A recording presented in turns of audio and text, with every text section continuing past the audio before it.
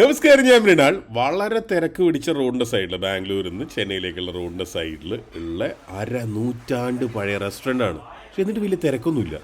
ഞാൻ തന്നെ ഇവിടെ ആദ്യമായിട്ടാണ് പോകുന്നത്. ഈ വഴിക്ക് നമ്മൾ എത്ര തവണ അങ്ങോട്ടും ഇങ്ങോട്ടും போயிட்டு. நம்ம மெயின் ரெஸ்டாரண்ட் பஸ் ஸ்டாண்ட் பிரான்ச்சில் இருக்குது. அது வந்து 49 இயர்ஸாக இருக்குது. நம்மளது வந்து ஆக்சுவலாக பிரியாணி தான் ஸ்பெஷல். பிரியாணி மெயின் வந்து நம்மளது லாங் கிரெயின் யூஸ் பண்ணுவோம். நம்ம மைல்டு இருக்கும், டேஸ்ட் வந்து ரொம்ப ஜூஸியாக இருக்கும், டேஸ்டியாக இருக்கும். அது பிரியாணி வந்து கேஸ் சிலிண்டரே செய்ய மாட்டோம். நம்ம அது விறகுலே தான் செய்வோம். நம்ம அதனால வந்து எல்லாம் இது வந்து கம்ப்ளீட்டாக அதிலே தான் பாயில் ஆகும். எல்லாமே கம்ப்ளீட் அதிலே தான் செய்வோம். ரம்ஜான் மட்டும் தான் ஹலீமு.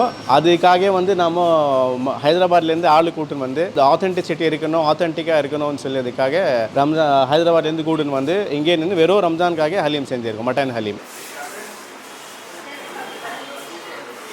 ഇത്രയും സ്ഥലത്ത് ഹലീം കഴിച്ചിരിക്കുന്നത്, പക്ഷെ ആദ്യമായിട്ടാണ് ഇതിന് എല്ല് കിട്ടുന്നത്. ഞാൻ കഴിച്ചിട്ടുള്ളതിൽ വെച്ചിട്ട് ഏറ്റവും നല്ല മട്ടൻ ഹലീമുകളിൽ ഒന്നാണ് എന്ന് ഞാൻ പറയില്ല എന്ന് നിങ്ങൾ കരുതണ്ട, കാരണം ഞാനങ്ങനെ പറയാൻ സാധ്യതയുണ്ട്.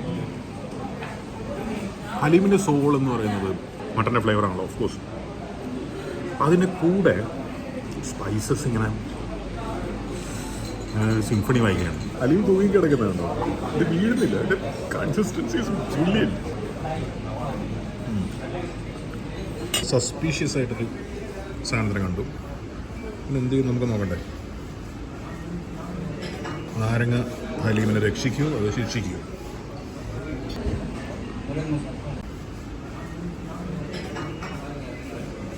പിന്നെ ശരിയല്ല, കുഴപ്പമൊന്നുമില്ല. ചിക്കൻ ചുക്ക ബിരിയാണി വന്നിട്ടുണ്ട്. ഇതിലൊന്നും മട്ടനും ഒന്ന് ചിക്കനുമാണ്. ചിക്കൻ്റെ കാലിങ്ങനെ പുറത്തേക്ക് നിൽക്കുന്നതുകൊണ്ട് ഒന്നുകൊണ്ട് പിടിക്കാനില്ല. അത് മട്ടൻ ബിരിയാണി ആയിരിക്കും. ഇതാണ് ഞാൻ പറഞ്ഞ ഗ്രേവി. ഇത് നമ്മുടെ കത്തിരിക്ക വഴുതിരിങ്ങട്ട ഗ്രേവി. സോറി, ഒരു ചെറിയ തിരുത്തുണ്ട്. ഇത് മട്ടൻ ചുക്കയാണ്.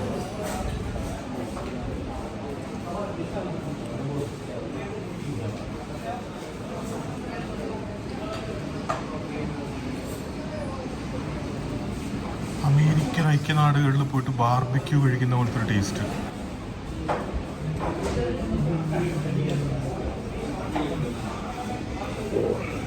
ആ മട്ടൺ മണിക്കൂറുകളെടുത്ത് കുക്ക് ചെയ്ത് 100% ഫ്ലേവേഴ്സ് ഒന്നും പോവാതെ എല്ലാം കണ്ടെയ്ൻ ചെയ്തിട്ട് എരിവുണ്ട്. റൈസിൻ്റെ കളറേ മാറി.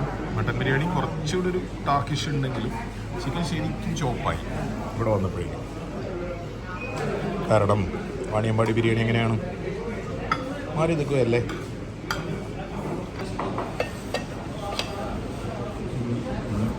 കോവ ബിരിയാണിയിൽ നിന്ന് ഡയറക്റ്റായിട്ടുള്ള മാറ്റം ഈ കളർ മാത്രമല്ല, ഈ കളർ തരുന്ന സാധനങ്ങളാണ്.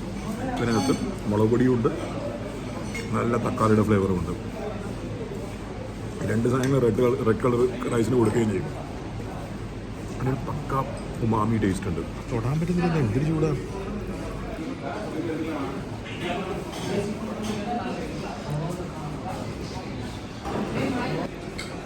മട്ടൻ്റെ ഫാറ്റ് അതിന് ഒരിക്കൽ റൈസിൽ ചേർത്തിട്ടുണ്ട്. എന്നാലൊരു പീസ് മട്ടൻ കിടക്കട്ടെ. അരിക്ക് തോന്നരുതല്ലോ ഈ ഫ്ലേവർ മുഴുവൻ അരി സ്വന്തമായിട്ട് ഉണ്ടാക്കിയതാണ്.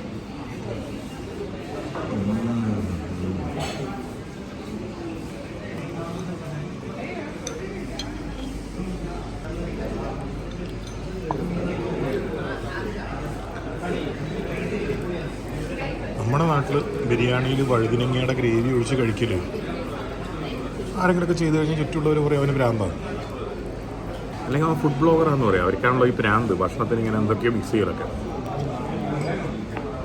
ഇവിടെ വന്നിട്ട് ആ വഴുതിനങ്ങ ഉടച്ചതിൽ ചേർത്തിട്ട് കഴിച്ചിട്ട് ആ വഴുതിനങ്ങ അതിനകത്ത് ഉടച്ച് കഴിച്ച ഒരാൾ ഒരിക്കലും അത് പറയില്ല. അങ്ങനെ പല സാധനങ്ങളും നമ്മൾ ചിന്തിക്കുമ്പോൾ ഭയങ്കര വിയേഡായിട്ടും കുഴപ്പമായിട്ടൊക്കെ തോന്നുമെങ്കിലും ചെയ്തു നോക്കിയാലേ മനസ്സിലാവുള്ളൂ എത്ര ബ്യൂട്ടിഫുള്ളാണ്.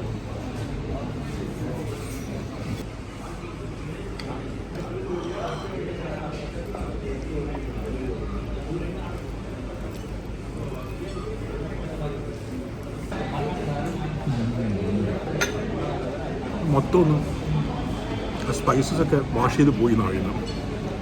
റൈത്ത പ്ലസ് വഴുതിനിങ്ങ എങ്ങനെയുണ്ടെന്ന് നോക്കാം.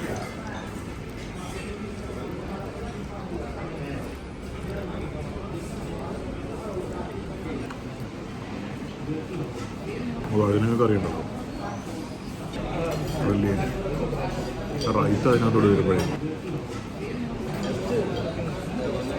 സൈഡിലൊരു ഫ്രഷ്നെസ്സും ഒരു സൈഡിലെ സ്പൈസസും. പിന്നെ വഴുതനങ്ങയ്ക്ക് ഒരു വിചാരമുണ്ട്, ഞാൻ വലിയൊരു ആളാണ് ആക്ച്വലി. സത്യമാണ്. ഗ്രേവി മാറിക്ക് കറിവേപ്പില നിനക്ക് മാറിക്കണമെന്ന് അറിയാൻ പാടില്ല. പിന്നെ എന്തിനാണ് കയറി നിൽക്കുന്നത്? നമ്മളെടുത്ത് മാറ്റണം. നിനക്ക് തന്നെ ഈ പരിപാടിയൊക്കെ കഴിഞ്ഞ് നിൻ്റെ ഫ്ലേവറൊക്കെ അതിന് കൊടുത്തിട്ട് നിനക്ക് തനിയെ അങ്ങ് മാറിക്കൂടെ? ഒരു മട്ടൺ പീസ്.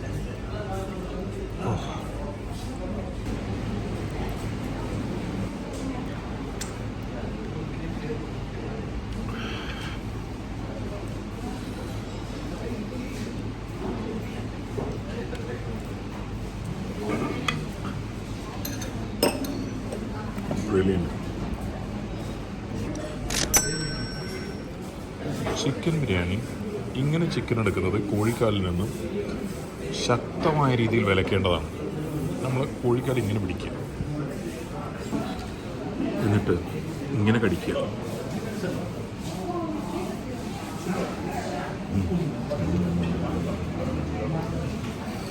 ഇനി നമുക്ക് ഇങ്ങനെ എടുക്കാനുള്ള പെർമിഷൻ ഉണ്ട്. ഒരു തവണ കടിച്ചു കഴിഞ്ഞാൽ ഒരു തവണ ഇങ്ങനെ എടുക്കാം.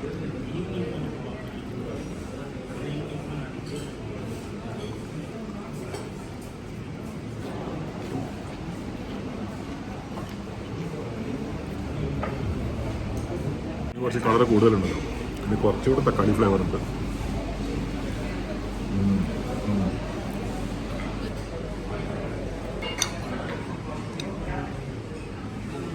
പാവം വഴുതനങ്ങ, അതിനവൻ്റെ പേര് കിട്ടുന്നുണ്ടോ? എല്ലാവരും മട്ടൻ ബിരിയാണിയുടെയും ചിക്കൻ ബിരിയാണിയും കൂടെയല്ലേ വഴുതനങ്ങ കഴിക്കുന്നത്. എല്ലാവരും പറയും ഗ്രേവി നന്നായിട്ടുണ്ട്. വഴുതനങ്ങയുടെ കാര്യം ആരെങ്കിലും പറയുമോ? അതാണ്.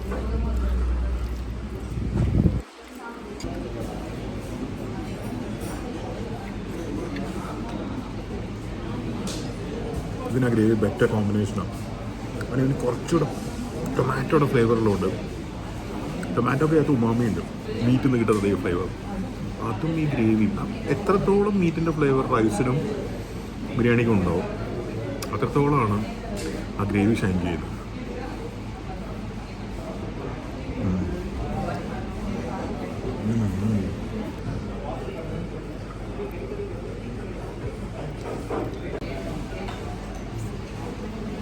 ഈ ചായ എന്താ ഗ്ലാസ് നിറയെ ഇല്ലാത്തതെന്ന് തോന്നരുത്.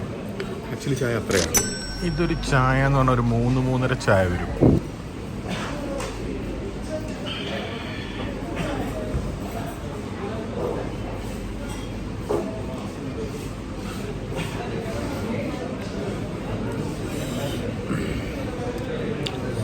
ഇത് റിയൽ ചായപ്പൊടിയുടെ കട്ടി തന്നെ നല്ലോണം ഉണ്ട്. പറയുന്നുണ്ട് ബിരിയാണിയുടെ ചോറ്. ഓരോ അരിമണിയിലും അതാരാ കഴിക്കേണ്ടതെന്ന് എഴുതി വെച്ചിട്ടുണ്ടെന്നാണല്ലോ. അതെൻ്റെ പേര് എഴുതി വെച്ച അരിമണിയായിരുന്നു, കളയാൻ പാടില്ലല്ല.